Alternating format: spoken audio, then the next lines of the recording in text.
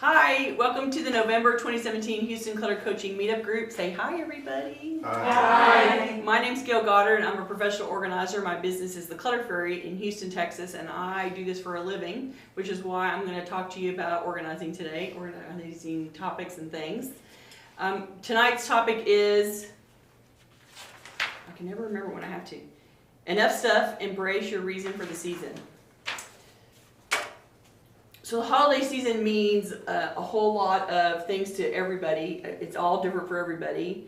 You're having a fun time, you're hanging out with family, you're doing religious things, you're buying stuff, it's a whole bunch of toys, it's all festivities and parties, there's all sorts of stuff going on.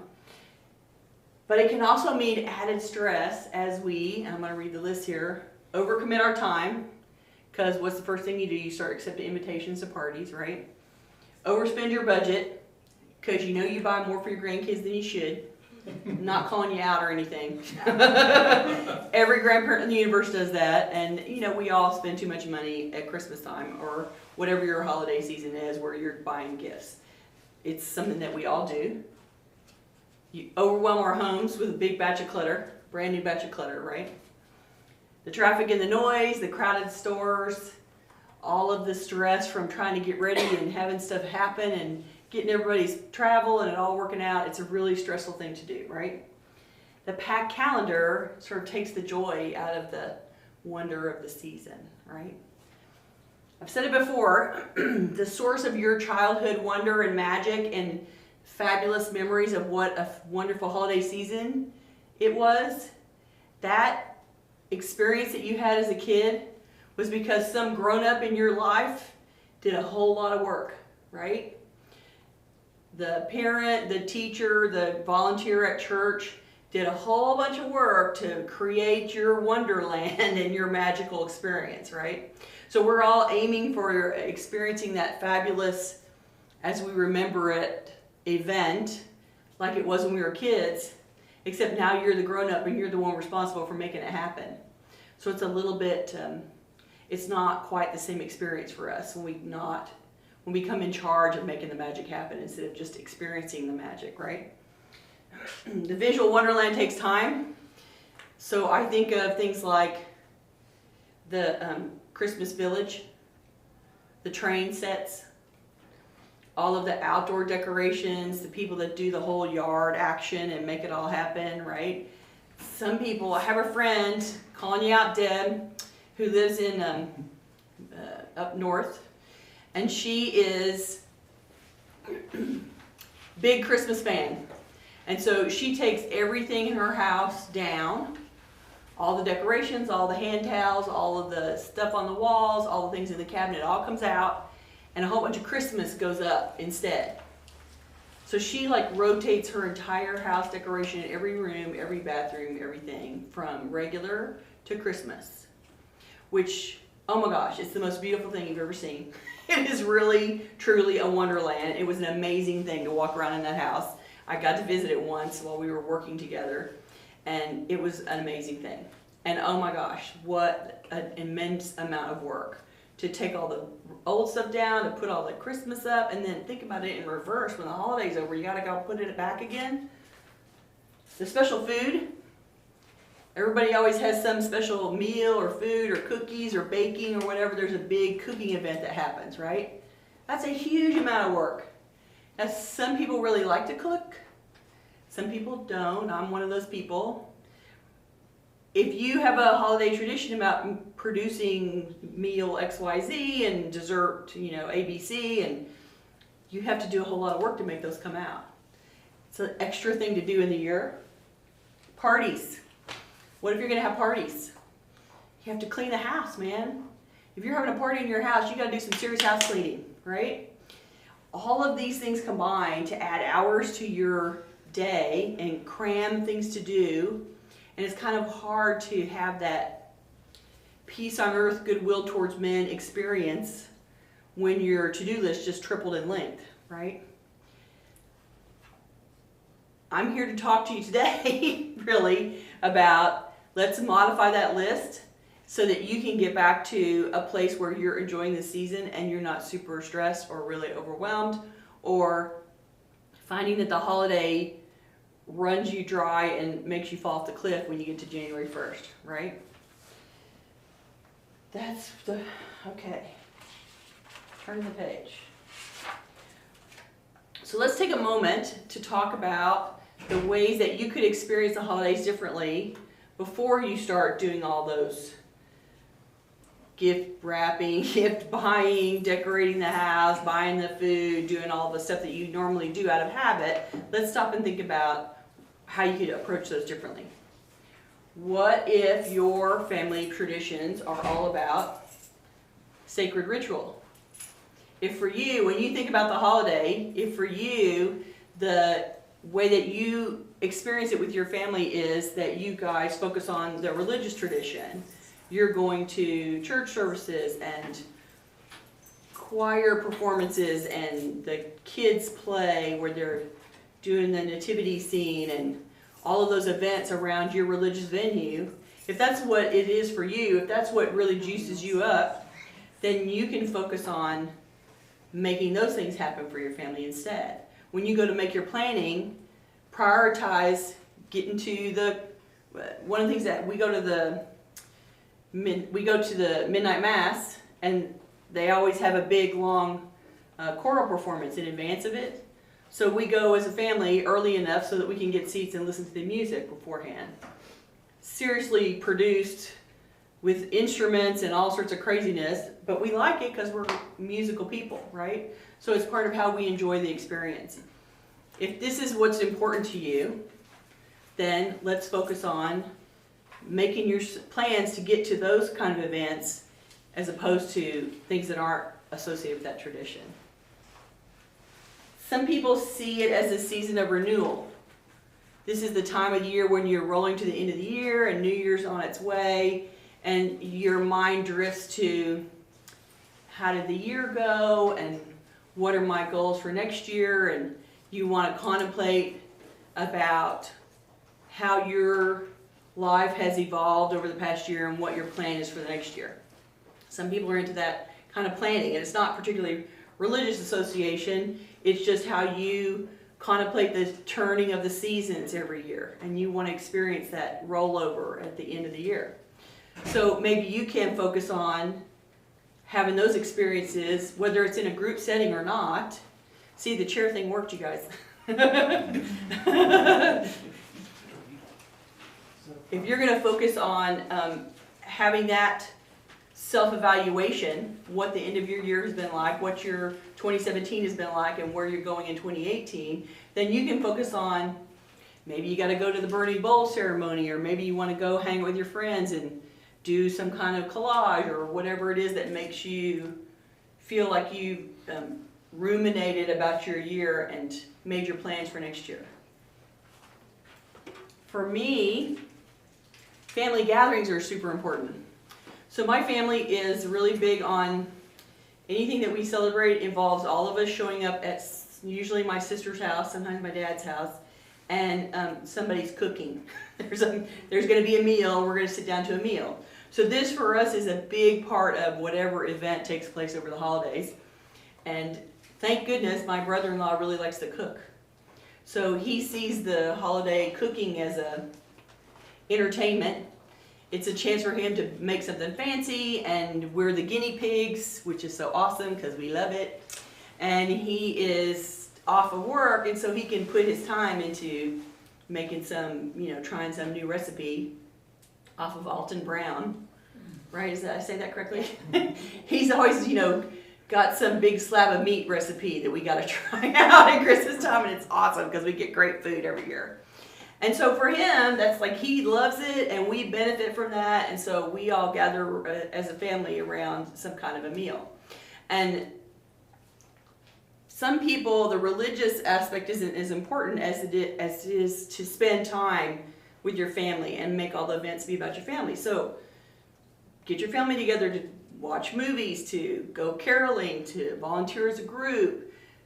Make those plans in service of how you like to spend your time together with your family, instead of a bunch of other stuff that your family is excited about. A time for giving. This is the time of year when charity is a long-standing tradition, right? And especially this year when so many of our communities ended up being devastated by natural disaster. I mean, there's 3 different coasts got blasted with something in the last quarter of the year. And there's all sorts of people that are seriously in trouble. And this is the time of year when, if that's really important to you, then it's a good time to focus on doing something as a group. Maybe the family goes off and volunteers for Habitat one day, or they go and do this fill in the blank, soup kitchen, gift giving, yada, yada, yada, whatever works for you. But if it's something that your family really enjoys doing, 'tis the season to focus on supporting your charitable endeavor, whatever that looks like. I don't think that there's anybody still at George R. Is there? I don't know, but I talked to somebody at Houston Food Bank the other day, and they are struggling mightily. They've gotten some additional grants and things, but they can always use donations and volunteers. So. Right? Can you imagine the demand for food for all those people whose pantries floated down the river that was Houston? You know, like, can you imagine here goes the pantry down Westheimer, and people are chasing after it with boats. Yeah. So you can also look at music and memories about music. That is something that's been really important to my family, because my family is all singers. And so we used to do, in particular, my favorite thing was Christmas Eve service. During Christmas Eve service, we would sing 4-part harmonies, because my sister sang lower than me, and my mother sort of sang tenor, and my dad sang bass, and so we would sing in various places. We would sing the hymns and do it in 4-part harmony, and it was so much fun to do that as a group.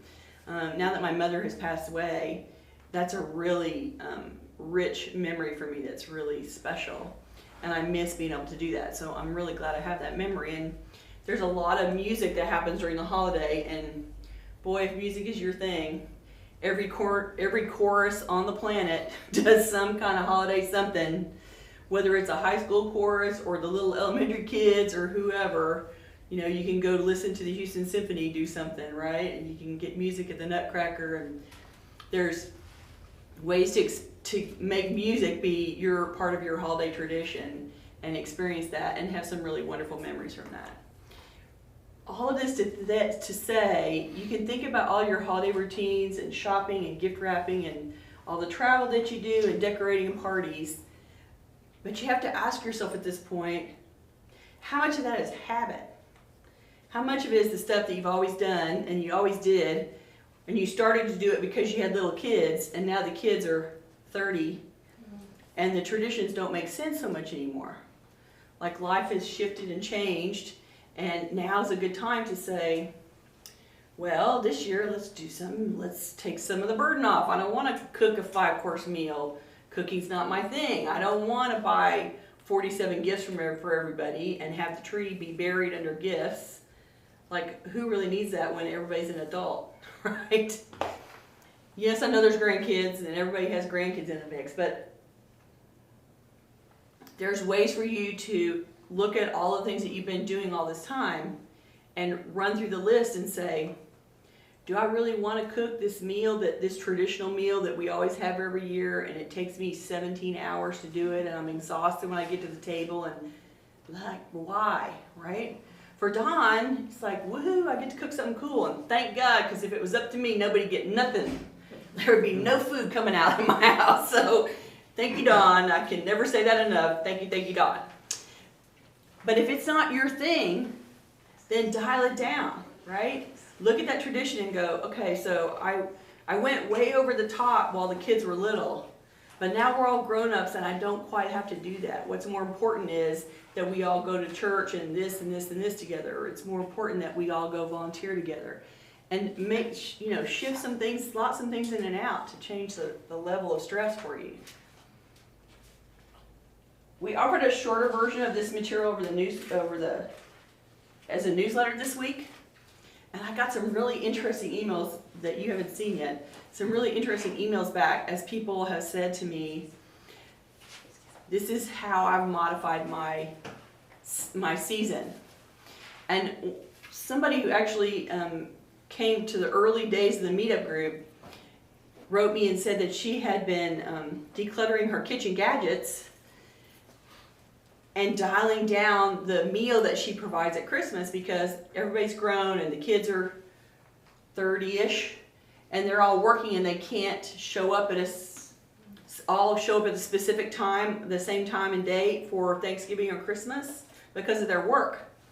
And so she sort of has open house and she goes out to the favorite barbecue joint and buys smoked turkey and some sides, and she wrote and said that she made souped up stovetop stuffing. So she must doctor the stovetop stuffing with some extra stuff to make it good, right? And she puts it all out, and then people just come and go during the day as they're able. And she said the great benefit of that is then, you know, I'm not doing all the cooking, somebody else is. And she made some kind of dessert or something, but she did a little bit to get her hand in, but she didn't produce the whole thing. And the benefit for her was that because everybody's coming and going at slightly different times, she gets to sit down with each of them and have a much more intimate, longer, detailed conversation than she would if they were all there at once and she was madly in the kitchen cooking the whole time. And so she traded out. It's super hard to, it's super easy and everybody comes to talk to me. I think that's a great adaptation. The other thing that she did was, which was the next holiday?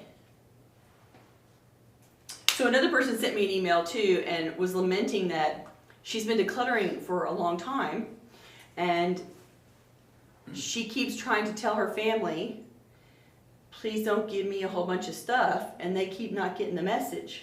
Yeah. So she's done things like they give her something and then a few months later she gives it back to them.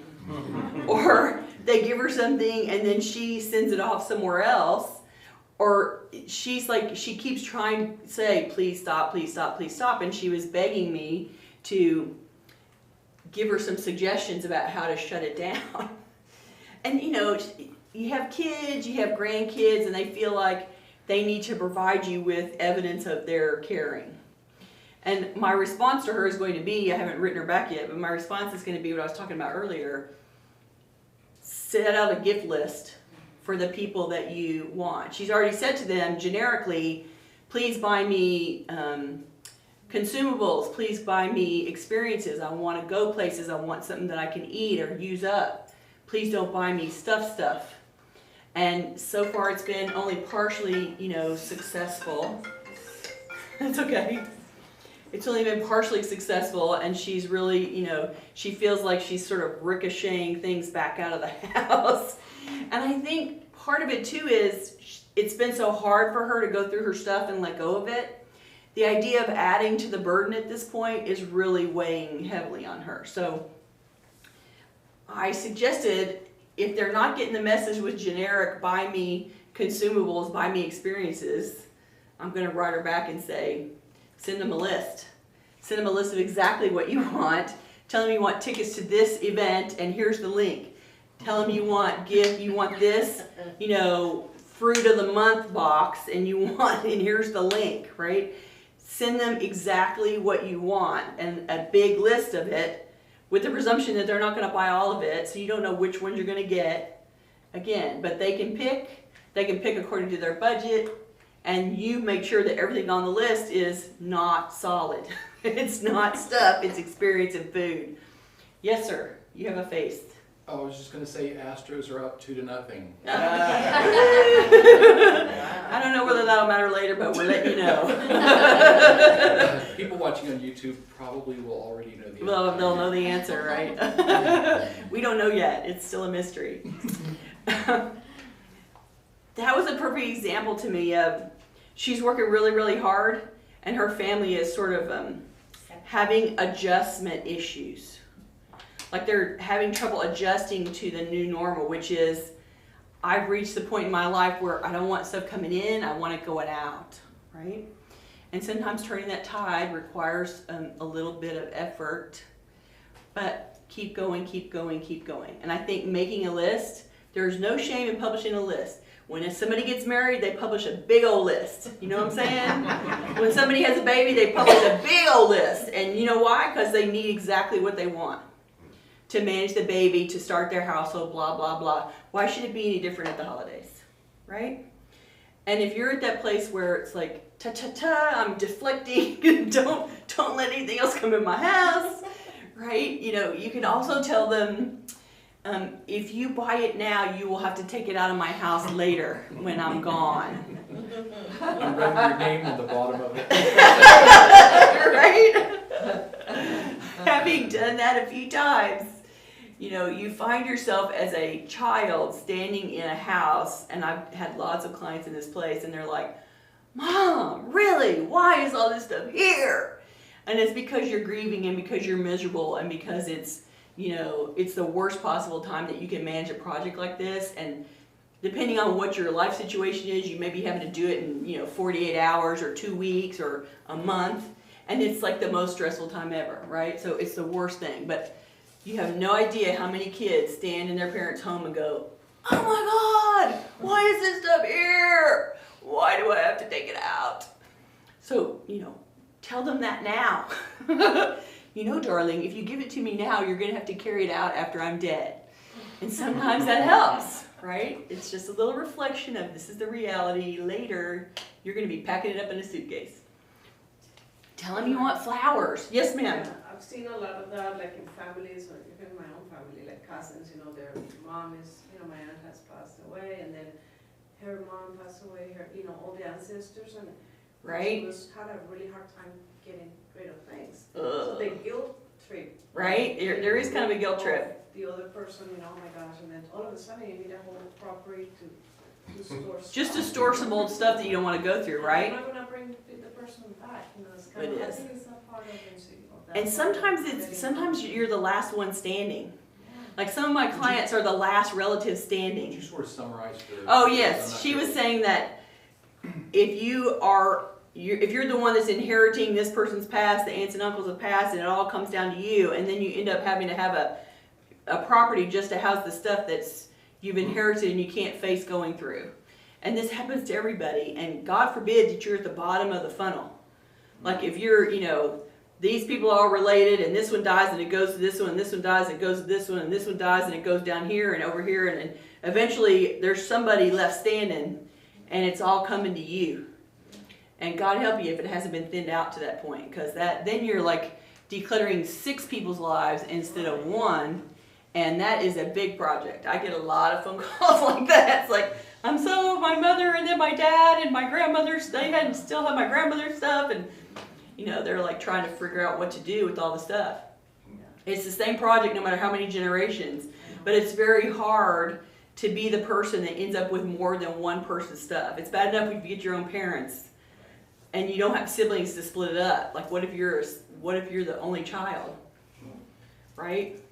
If you don't have help in the family to deal with it, then it's just that much uglier of a project. And if your parents were holding on to their parents or their siblings or whatever, then you know you can imagine this dumpster that has to come to the house to take it all away, right? So I don't know if you guys have seen the articles about the Swedish death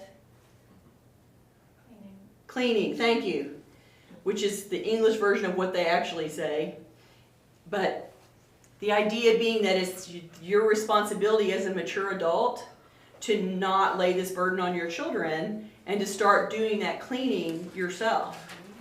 And it went by, and a whole bunch of people were like, Gayle, look at this article. It's like, awesome. It's a great philosophy, and it's really what I'm trying to say for someone who is at that time in your life where you've reached the maximum accumulation that you can possibly manage, and somebody's going to have to clean out behind you, and better that you start dialing it down now, right? And it's a gift to your kids to not leave them that incredible burden. And those of you who have had your parents give you this unfiltered stuff, yeah, I'm getting some looks in the room, right? Those of you that have had that experience, you know what a burden it is, right? So filter now. What's the name of the article again, please? Yeah. Oh, it's called a Swedish death cleaning. If you just Google that term, you'll pop up the couple of articles that came out about it. Somebody, it just, you know, it showed up in the feed, and it got shared around like crazy, because it's really the, you know, it's the Swedish version of KonMari method, you know, how to get rid of the stuff, right? It's just, but the article talks about it. It's the focus of the idea that as a responsible, mature person, it's your job to reduce that burden for your children so that you don't pass on, here's my wealth of objects that you now have to maneuver. Because it's a pain. And how that applies to holidays is you inherit the holiday collection, right? You inherit the decorations, you inherit the gift wrapping, you inherit the 3 years before my mother died, she had this big box of gift wrap, and every Christmas I would go up there. I would not wrap my gifts here. I would go up there and wrap them and use her paper, and I would make her, she couldn't buy any more. You can't buy any more, you gotta wrap out of this box. And you know, we kept using the paper up and using the paper up, and it seemed like it never got any smaller. Like, I don't know why, but there was always more paper, you're still there. And then Leisha and I inherited this box of paper, and I just looked at that paper and I thought, oh God. And she has her own massive collection because she has 2 kids, right? So she has her own massive collection of gift wrap and decoration and bows. And here came mothers to supplement. And you know, really? Okay. There's always that, you remember the gifts, I mean, you remember the decorations on your mother's tree. You remember all the things, your dad's train set. That's all part of your childhood, right? And it all comes to you. But then you're the one that has to deal with it because you've already got your own set that you use for your own kids, and now you've got an immediately doubled set of Christmas, right? It's a hard thing to do. And that brings us to, she asked me earlier, what do you do with all the leftover decorations? Like, what do you do when it's more than you want to deal with?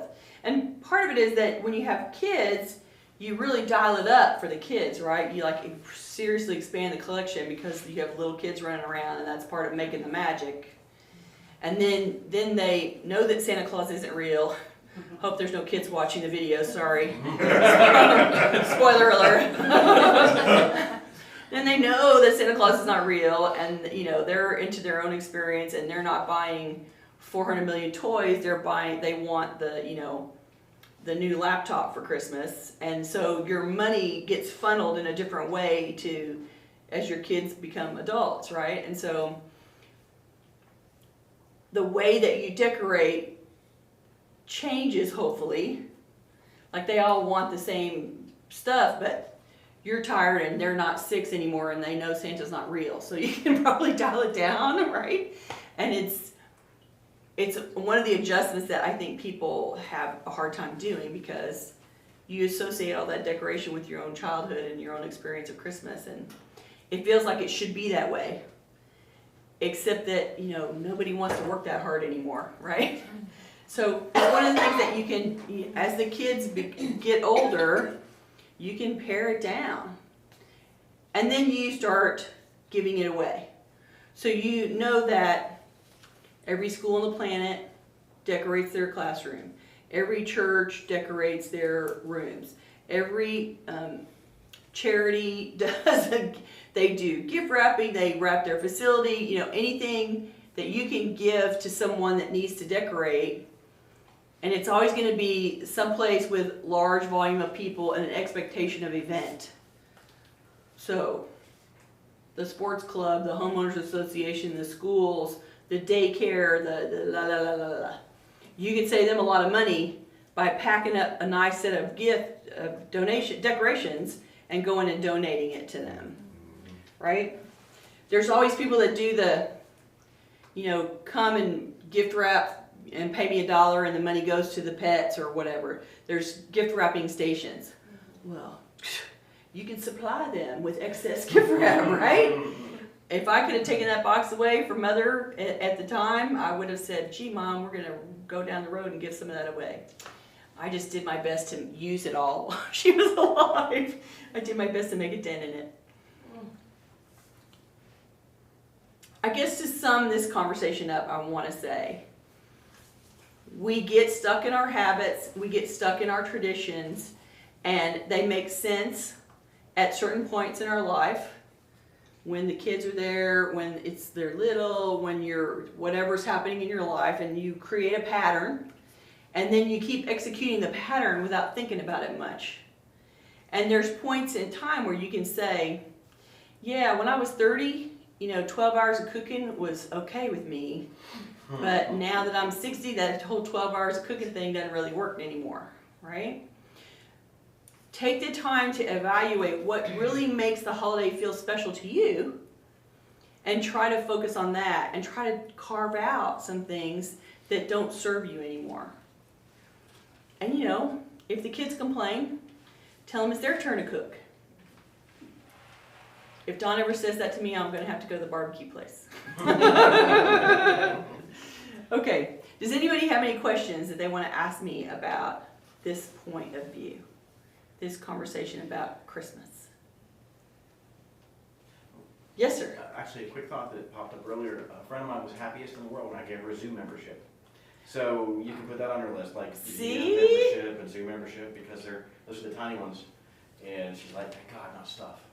Right? That was a great idea. So his suggestion was he gave one of his friends a Zoom membership, and she was so happy because it wasn't stuff, and that's money that she doesn't have to take out of her budget. Great idea. One of my best gifts that I got from my mother was a subscription to Massage Envy. She just paid for Massage Envy, and it was like, oh my God, a massage, what a great idea. It was brilliant. The stuff isn't so important anymore when there's so many other ways you can spend the money. If you're into a favorite hobby, hey, I want to go to this retreat, pay my registration. Hey, I want to go see this event, buy my ticket. Hey, I want to fly, y'all buy me the airplane ticket, right?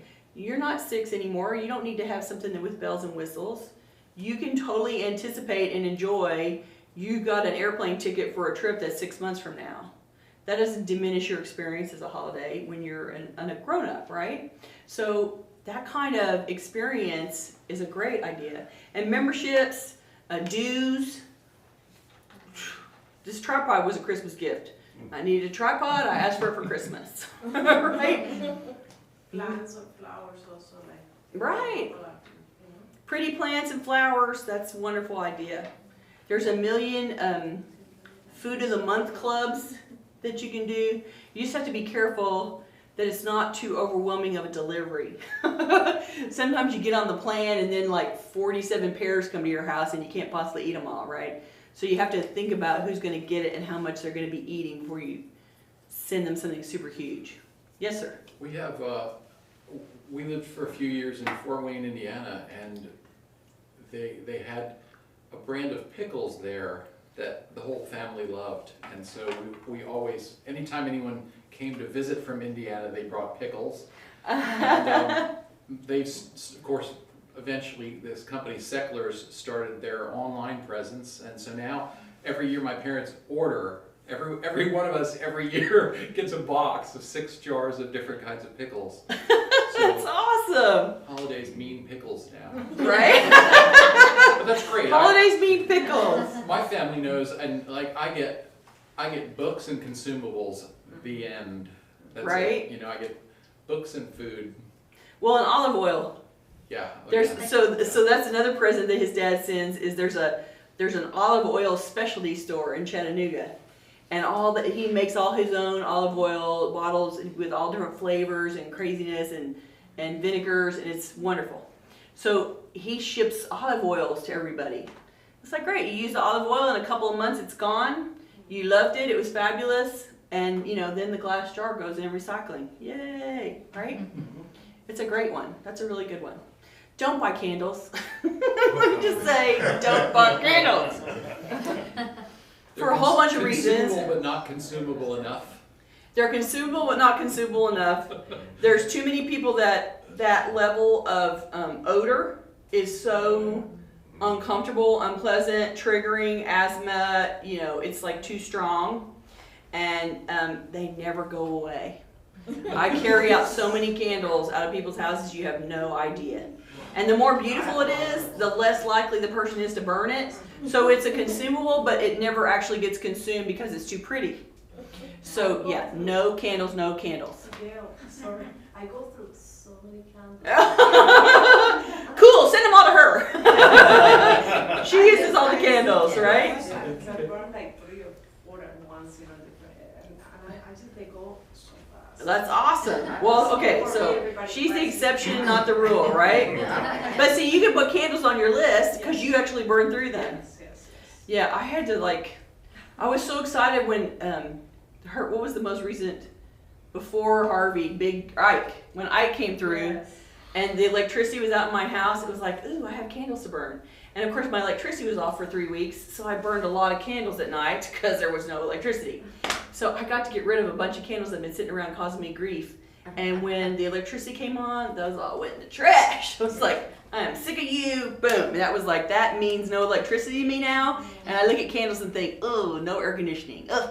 And I just want to throw them out. Which is a bad memory. What about soaps? Soaps are hard.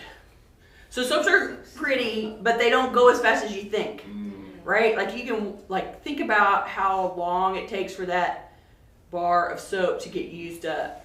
So if you're not somebody that uses soap in the shower, if you use little decorative soaps in the lavatory or in the half bath, and then you have 3 guests a year come and wash their hands in your bathroom, that soap's not going anywhere, right? Like it's not leaving the house, okay? So it is one of those things that people say because it's soap, but we sort of converted from a pure soap, we don't wash our bodies with soap as much as we do other things now.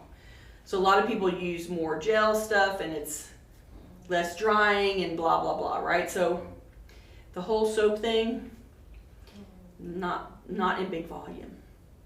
Buy one little soap bar.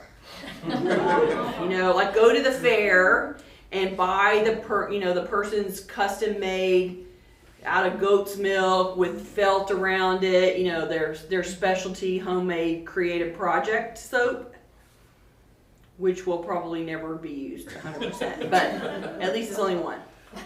It might still be pretty, right? What else? Who's struggling with Christmas this year? It's one of those things that you sign up and you start doing all the events and you get to the end and you feel like you ran into a wall, right? It requires a lot of work. Well, if you guys don't have any more questions, we'll be done for the day. Thank you for coming out on World Series Game 7. I so appreciate you guys supporting me. Thank you, and we'll see you next time. And go Astros. Go Astros!